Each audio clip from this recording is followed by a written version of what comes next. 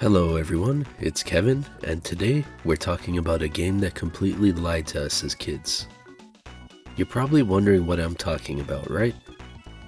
Well, the lie is within the title itself. This game is not actually Tetris. It actually has nothing to do with Tetris. There's no Tetronymos, no long stick saving your life at the last second, and no rotating pieces while panicking as the music speeds up. Instead, Nintendo took a Japanese puzzle game, they threw Yoshi on the branding, and then slapped the word Tetris onto it. What's weird about all that is that Yoshi is not on the cover itself, so it's quite confusing. But still, somehow this resulted in one of the most addictive puzzle games on the Super Nintendo. One of my favorites, in fact.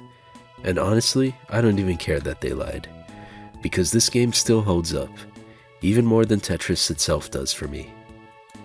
The music is just great. The gameplay, it's dangerously addictive. And the versus mode? Oh man, this game could absolutely ruin friendships.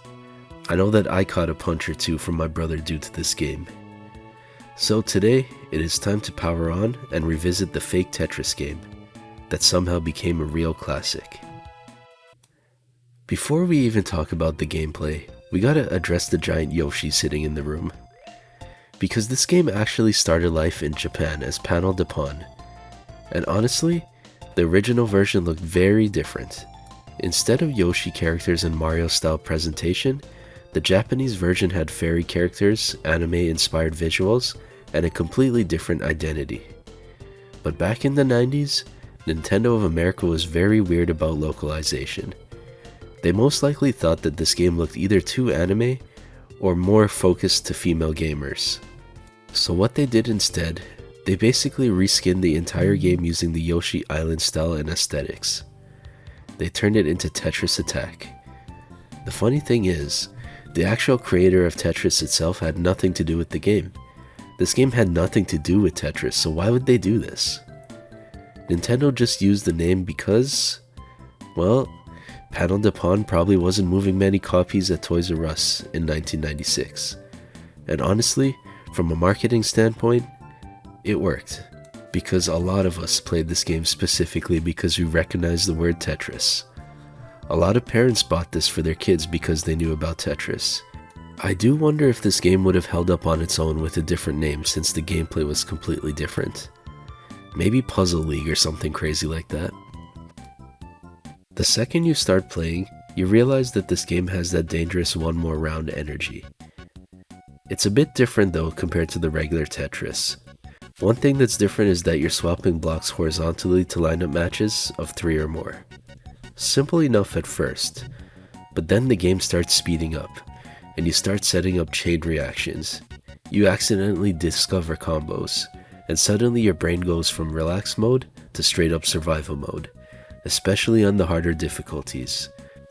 Obviously, the versus computer or versus player mode are big selling points of this game, but there are also a few modes in this game that keeps it fresh.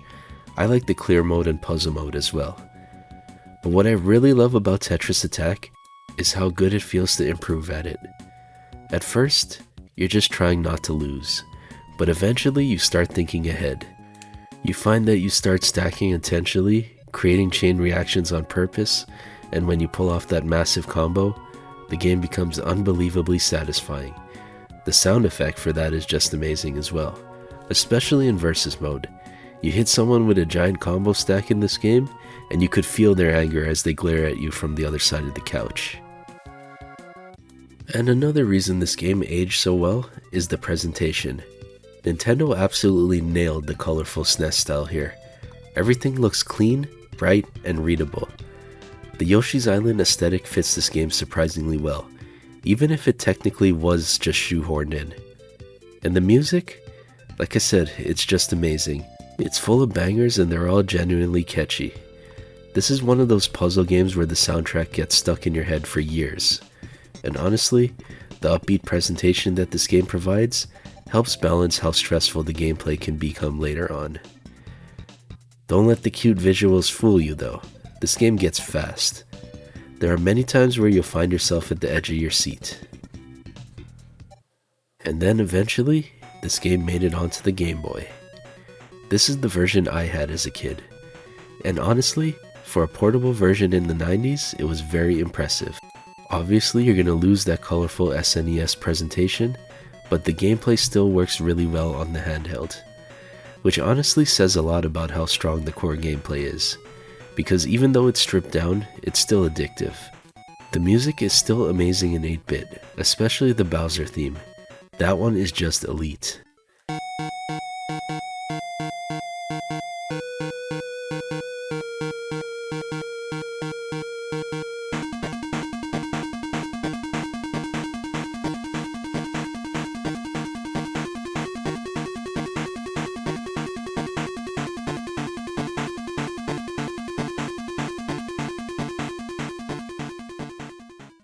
Wow.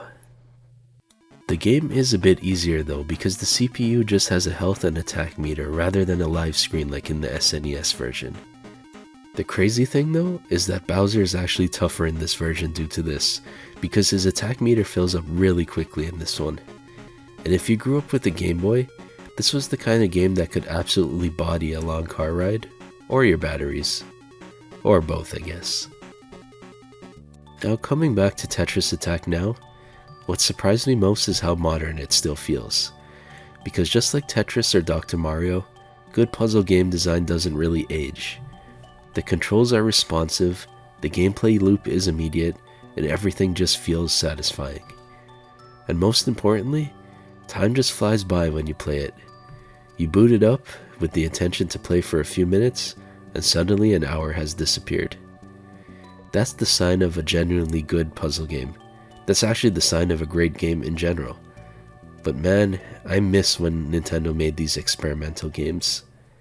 This game is perfect to pick up and play. It's a smaller arcade-style experience that's easy to understand, hard to master, and ridiculously replayable. Tetris Attack still has that magic that I remembered, even all these years later. If there's any flaw, I feel that it should have the multi-phase final boss like in Panel de Pon. Imagine going from Baby Bowser to Dry Bowser or something like that. It'd be pretty epic. So while this game may not have actually been Tetris, it absolutely earned its place as a SNES classic and one of the better puzzlers of all time. Yeah, maybe Nintendo tricked us a little bit back then, but in this case, I'm glad that they did, because Tetris Attack turned out to be one puzzle game that was absolutely worth stacking up against the competition. And that's a wrap. It is time to reboot. I will see you on the other side.